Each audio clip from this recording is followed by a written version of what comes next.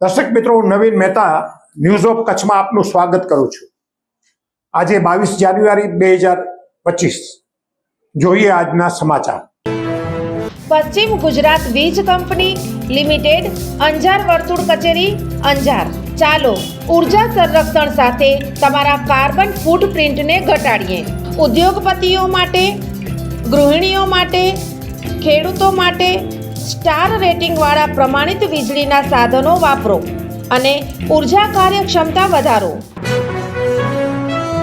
કચ્છ અત્યારે પ્રવાસન ક્ષેત્રથી ધમધમી ઉઠ્યું છે અને લાખો પ્રવાસીઓ કચ્છમાં આવી રહ્યા છે। વ્હાઇટ રણ સાથે સમગ્ર કચ્છમાં જોવાલાયક સ્થળો જોઈ રહ્યા છે। ત્યારે છેલ્લા 2 મહિનામાં લાખો પ્રવાસીઓ કચ્છમાં આવ્યા અને કચ્છમાં સરકારને તેની પરમિટથી 4 કરોડ રૂપિયાની આવક થઈ। કચ્છના પ્રવાસનની સિઝન હાલ પૂરબહારમાં ખીલી છે। ખાસ કરીને કચ્છનું વિશ્વના પ્રવાસન નકશામાં જેનું મહત્વ પ્રદાન છે એવા ધોરડાના સફેદ રણમાં દેશ વિદેશના પ્રવાસીઓ મોટી સંખ્યામાં આવી રહ્યા છે। 11 નવેમ્બરથી રણોત્સવનો વિધિવત આરંભ થયા બાદ 2 માસ કરતાં વધુ સમયગાળામાં 3.25 લાખ પ્રવાસીઓએ કચ્છના સફેદ રણને માણ્યું છે અને તંત્રને પરમિટ પેટે 4 કરોડની આવક પણ થઈ છે। હજુ રણોત્સવ પૂર્ણ થવાનો 1 માસ બાકી છે અને વળી સળંગ રજાઓ પણ આવી રહી છે।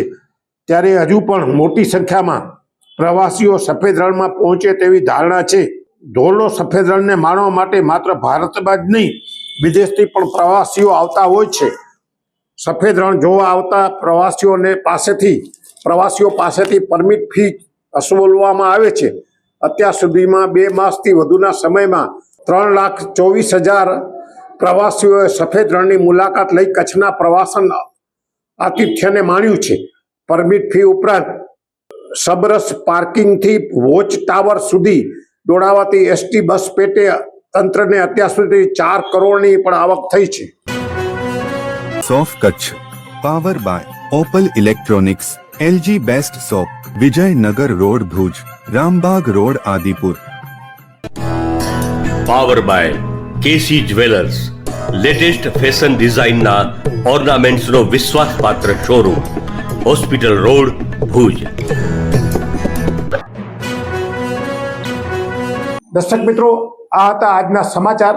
આવતીકાલે આપણે ફરી મળીશું। ત્યાં સુધી મને રજા આપશો। નમસ્તે।